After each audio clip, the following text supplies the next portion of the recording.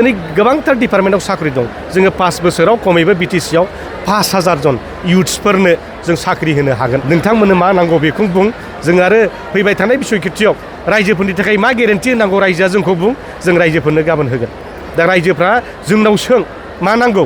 रायजोफोरना जोंनो थ्र' खालाम नोंथांमोनहा मा लुबैयो जों नोंथांमोननो गाबोन मावनानै होगोन दा बिटिसिआव दा खुनु बिर'धि दल गैला बिपिएफआ मिनि खुसि बारग'लांगोन जोङो रायजो राजाफोरनि खामानि मावना होदों थांनाय बिसायख'थियाव जों जेखौ गेरेन्टि होदोंमोन जों बेखौ गासिबो मावखांजोब्बाय बिसायख'थिया फैगौ हयथ' 17 मार्चहालागै घोषणा खालामनायनि खोथा दा बिपिएफ दोलोआ रेडिखा जों एनि टाइम गाबोन इलेक्सन जाबाबो जोंहा 15थायाव 15था देरहानायनि एनडिए हिसाबै दा बिनि प्रिपारेसना जाखाजोब्बाय आरो जोङो फर्मेलि भाबै फैबाय थानाय 16 थारिखनिफ्राय जोङो जोंनि केम्पेइनिंखौ स्टार्ट खालामसिगोन पर्बत जरानिफ्राय आराम्भ खालामनानै जोङो मुथ माने सानसेयाव 10ता मिटिं खालामनानै 20ता समस्तिनि सानसेयाव मोनथाम मिटिं जोङो 16निफ्राय 19 थारिखसिम जों मोनसे प्रग्राम जोङो माबा खालामखाबाय तैयार खालामखाबाय दा बेबादिनो 16 थारिखनिफ्राय जोंनि केम्पेइनिं स्टार्ट जासिगोन दा जोंहा बेवहाय जेबो गोनो गोथो गैया बिटिसिआव दा खुनु बिर'धि दल गैला बिपिएफआ मिनि खुसि बारग'लांगोन जोङो रायजो राजाफोरनि खामानि मावना होदों थांनाय बिसायख'थियाव जों जेखौ गेरेन्टि होदोंमोन जों बेखौ गासिबो मावखांजोब्बाय 41st इयार बे बोसोरसेनि थाखाय बे जोबखांबाय आरो नेक्स्ट जोङो 26-27नि थाखाय आरो बेखौ मावबावनोसै इलेक्सन जाबा आरो बे फ्लेगशिप स्किम थांबाय थागोन बिपिएफ सरकारा जेसेबां थाबाय थागोन इसेबांनो बे गेरेन्टि स्किमफ्रा सोलिबाय थागोन आरो बिनि अनगायैबो एडुकेसनाव जोंहा जेखौ आगोलाव सोलिबाय थादोंमोन हाग्रामा महिला साननि दैदेननायाव जे जोङो मेट्रिकआव टप 10 थांनायफोरनो 5 लाख होनाय हायार सेकेन्डारियाव टप 10 थांग्राफोरनो 5 लाख होनाय बड' एमआइएलआव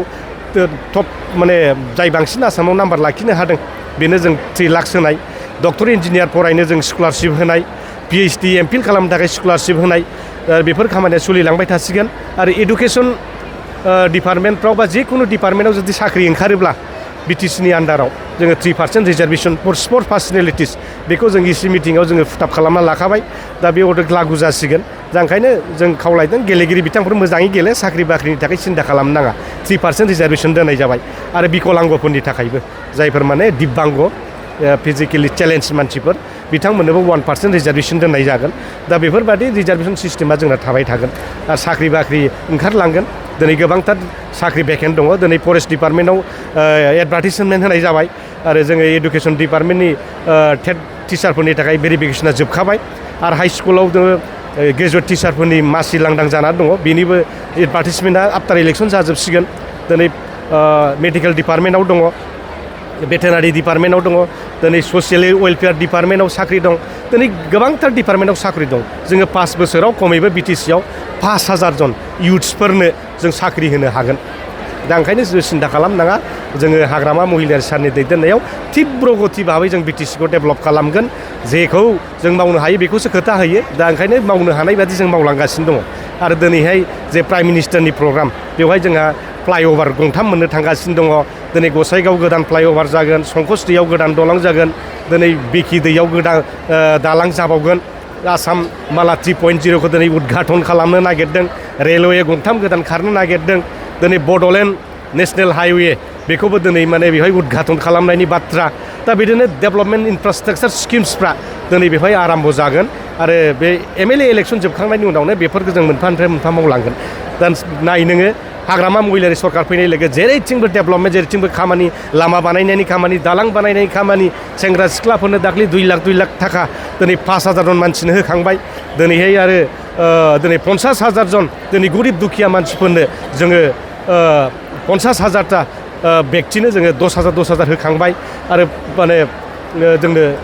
माने चाइल्ड आरो माबाफोरनो चाइल्ड आरो वुमेन डिपार्टमेन्टनि आन्डारनिफ्राय जोङो सेनियर सिटिजेन आरो फिजिकेलि चेलेन्ज